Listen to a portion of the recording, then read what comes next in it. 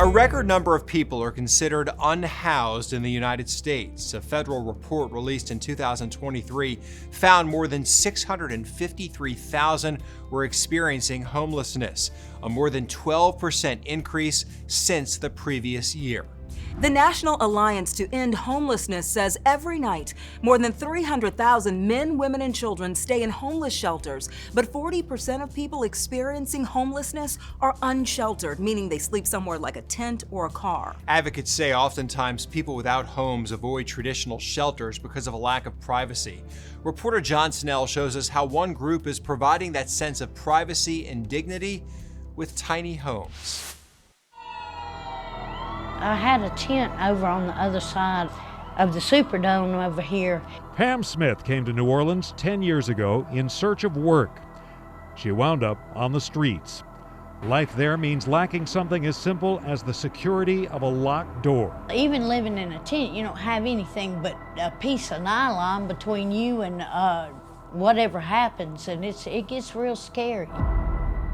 Like so many others, Pam seemed out of options, out of resources, out of hope. She was far from alone, and that's where Luann White comes in. Home Sweet Home, tell me about it. So this is an accessible unit. She and Jervis Reed set out to tackle the issue of homelessness in New Orleans. They founded Luvis Services with the mission of building tiny houses for the homeless.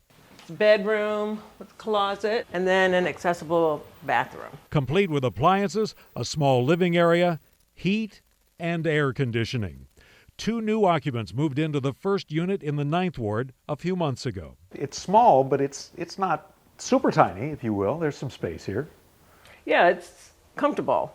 We tried to come up with a design that was comfortable for someone who is in a wheelchair. Luvis caught the attention of Donna Paramore, who runs the Travelers Aid Society of Greater New Orleans. They agreed on a partnership. Someplace that is respectful, that, can allow them to have their dignity again, something that can allow them to hope again.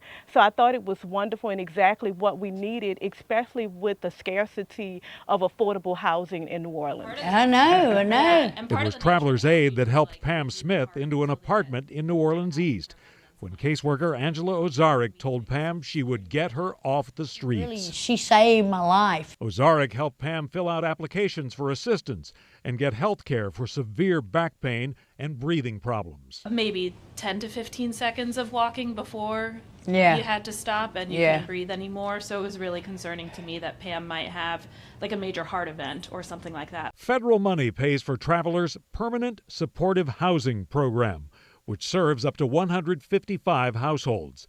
To qualify, someone must be chronically homeless, on the streets for over a year, and with a disability. We almost never encounter anyone who doesn't want housing. It's more what you said about like losing the ability to keep track of time, like losing the ability to try. Angela's an angel or something. She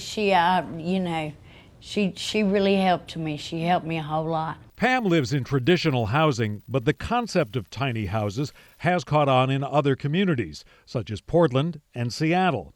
They've drawn some critics who question the value of cramming large numbers of people into small areas.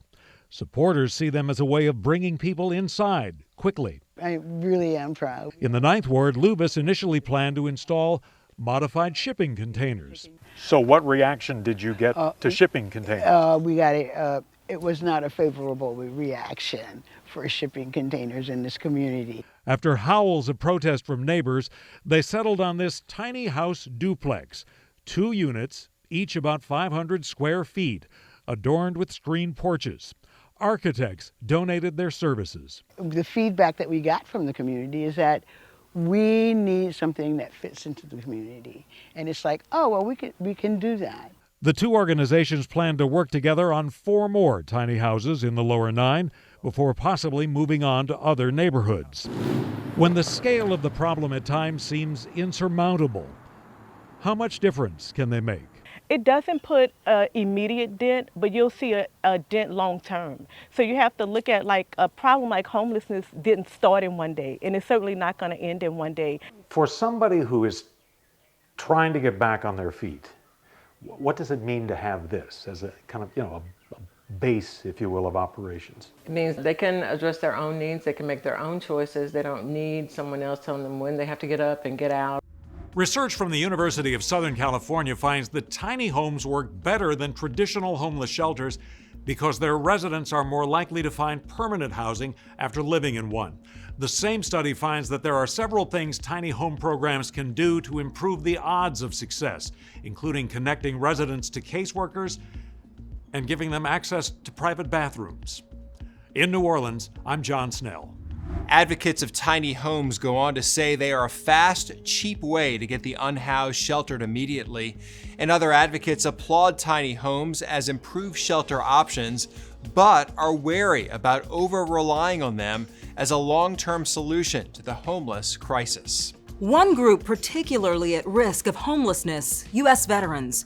After 2 years of steady decline, the U.S. Department of Housing and Urban Development says veteran homelessness is on the rise again, up 7% from 2022 to 2023.